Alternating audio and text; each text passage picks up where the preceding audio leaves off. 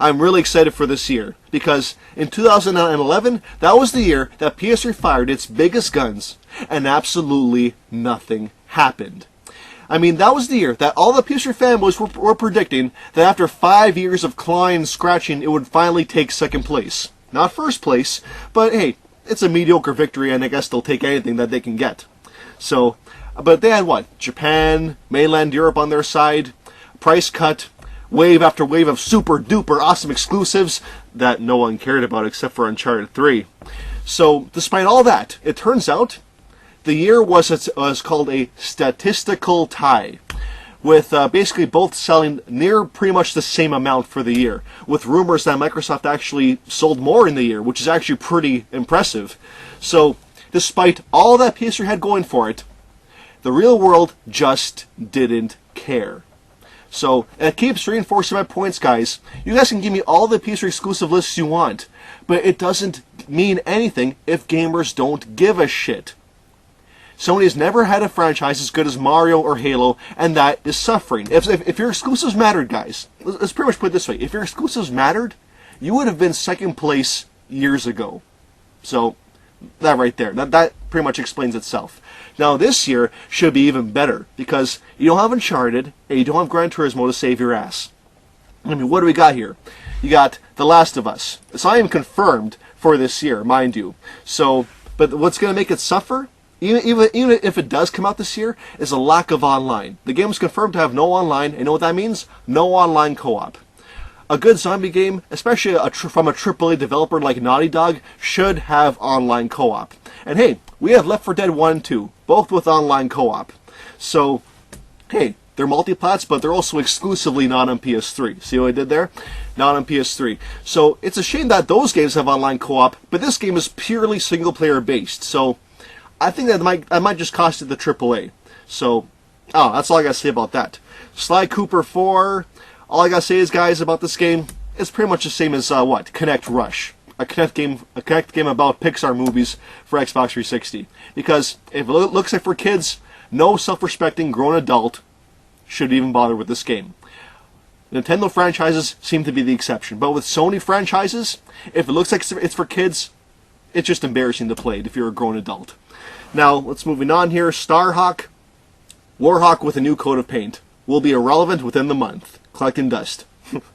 Let's see, Dust514, a poor man's Call of Duty / Halo.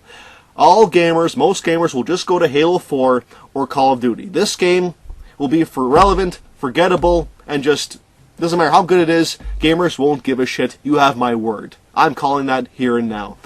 Let's see, Twisted Metal. It looks great, might be AAA, but honestly, if you look at the American pre-orders, they're just not high. And the game just doesn't perform well in Europe, and especially not well in Japan. I don't see this game pulling any big numbers. That means no relevance. That means gamers not giving a shit about the game. That's because Sony has not made a decent game since Twisted Metal Black for the PS2, and that was a very long time ago. So most of the franchise's fans have moved on, except for the exceptions, which is you guys who probably buy the game, but you're a minority.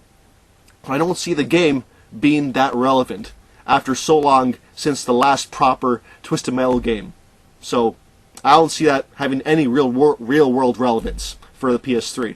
Then you got what? Sorcery? I think it's a poor man's version of Fable the Journey, and that's pretty sad in itself. Now, here we go. The Last Guardian, Final Fantasy Versus 13, and Agent. You guys better not put these on your lists until they have a confirmation of a 2012 release date. Because honestly, Agent, Last Guardian, we know zero details about these games. So, unless E3 comes and they announce a release date, I see no way they're making this year's release. And Final Fantasy Versus 13, do you still, guys, honestly think it's still an exclusive? I mean, if Xbox 360 has Final Fantasy 13 and 13-2, this game is going to come to us sooner or later. So, it's another stolen exclusive waiting to happen. So really, PS3 for 2012 has zero flagship franchises worth a damn. All these games are inferior to multiplats, and gamers, they just won't care, except for the vocal minority here on the forums and on YouTube. Whereas us, we have lesser numbers, but then again, our fewer numbers have a lot more relevance.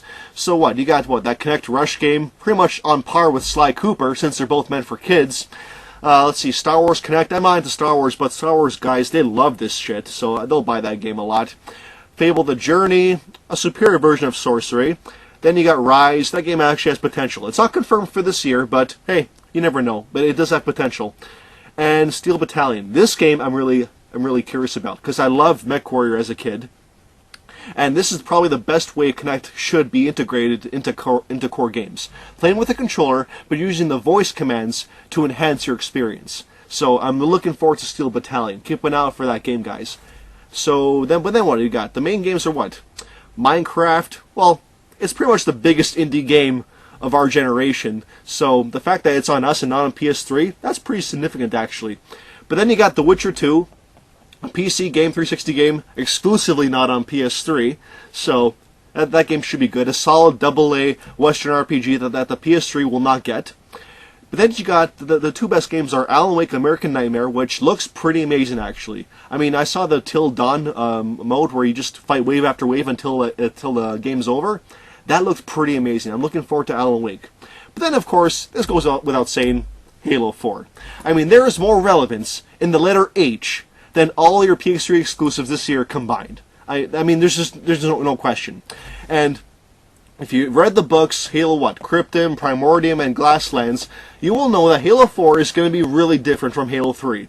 Least of which will be, well, actually quite opposite of that, will be the enemies. The enemies will be completely different, and God knows there will be changes to the core formula as well. Halo 4 will have the return of Master Chief, the true mascot of the Xbox brand, and there's nothing more to be said about that. The game will be huge. It will be bigger than all your exclusives combined, and that's pretty much a fact as I'm saying this right now. So, we will win 2012 with Halo 4 alone. How does that sound, guys? You can give me all the PS3 exclusives for 2012. You can do that till whatever. I don't give a shit. But Halo 4, that's all we need for our year, despite the other names I said. All we need is Halo 4, and we want 2012. Because it's all about relevance, quality, and quantity. Even though Halo 4 will probably be AAA too. So the quality will be there. It's not like Halo 4 will be a shit game. Halo Reach, Halo 3, they were AAA. So Halo 4, in all indication, will be AAA as well. So it'll have the relevance and the quality, which will pretty much surpass your quantity of PS3 exclusives that are irrelevant and no one gives a shit about them.